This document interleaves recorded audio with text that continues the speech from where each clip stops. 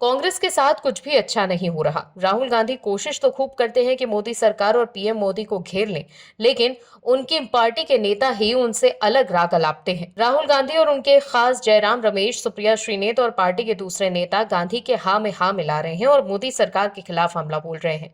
लेकिन कांग्रेस के कई वरिष्ठ नेता पीएम मोदी की तारीफों में कसीदे पड़ रहे हैं। पहले शशि थरूर ही कांग्रेस के ऐसे नेता थे जो पीएम मोदी की तारीफ करते थे, लेकिन अब कांग्रेस के कई ऐसे नेता हैं जो पीएम मोदी की तारीफ कर रहे हैं, उनके फैसले की सराहना कर रहे हैं। लेकिन राहुल गांधी खेमे के नेता अपने एजेंडे से टस से मस नहीं हो रहे। पीएम मोदी कितना भी अच्छा काम क्यों ना कर ले, लेकिन राहुल गांधी और उनके करीबी जयराम रमेश, सुप्रिया श्रीनेत और पवन खेड़ा जैसे नेता मोदी सरकार के हर फैसले पर सवाल उठाते हैं। कांग्रेस के नेता मोदी सरकार की विदेश नीति को भी फेल बता रहे हैं, जबकि पीएम मोदी का डंका दुनिया में बज रहा है। G7 शिखर सम्मेलन में भी पीएम मोदी का जलवा देखने को मिला।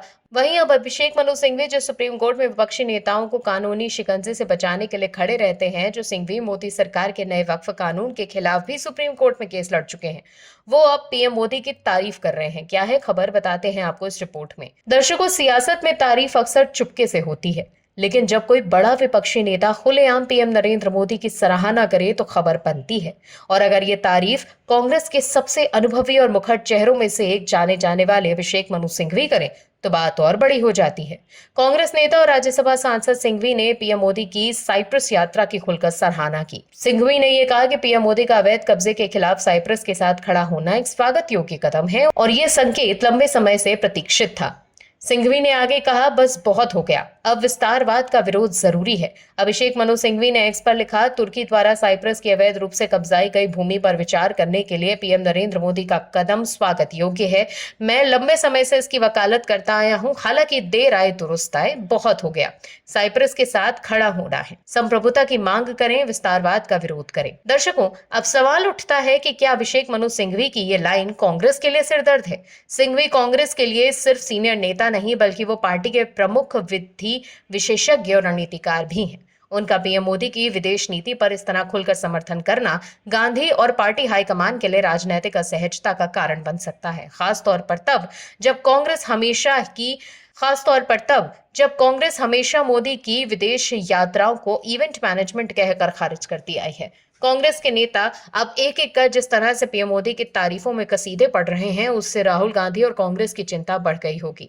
इससे पहले सलमान खुर्शीद ने भी विदेश जाकर पीएम की तारीफ की थी। इसको लेकर भी कांग्रेस में काफी बवाल मचा था और अब सिंघवी भी पीएम मोदी की तारीफ करने में लगे हैं। वहीं अब कांग्रेस के नेता पार्टी के इस्तीफा देकर भागने भी लगे हैं। महाराष्ट्र में कांग्रेस को तगड़ा झटका लगा। महाराष्ट्र के पूर्व मुख्यमंत्री और कांग्रेस के दिग्गज नेता वसंत दादा पाटिल की बहू जयश्री पाटिल ने आज अपनी सांगली जिले के सैकड़ों कार्यकर्ताओं के साथ बीजेपी ज्वाइन कर ली।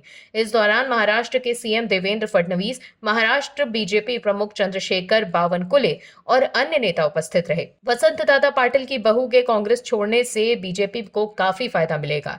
जयश्री पाटिल के बीजेपी में शामिल होने से पश्चिमी महाराष्ट्र में बीजेपी की ताकत बढ़ेगी और खास तौर पर मराठा वोट बैंक बीजेपी की तरफ आएगा। अब तक Maratha vote bank Sharad Pawar, Ajit Pawar, Congress party से जुड़ा रहा है, लेकिन अब बीजेपी भी पूर्व सीएम वसंत दादा पाटिल के परिवार को जोड़कर अपना वर्चस्व बढ़ाएगी। तो देखा आपने कैसे कांग्रेस के नेताओं को पीएम मोदी की लीडरशिप पर भरोसा है, इसीलिए तो पार्टी के नेता इस्तीफा दे देकर बीजेपी में शामिल हो रहे हैं। तो वहीं जो नेता बचे हैं वो पीएम मोदी की तारीफ कर रहे हैं। Bureau report, OMH news. आप दर्शकों से विनम्र निवेदन है कि चैनल को सब्सक्राइब जरूर करें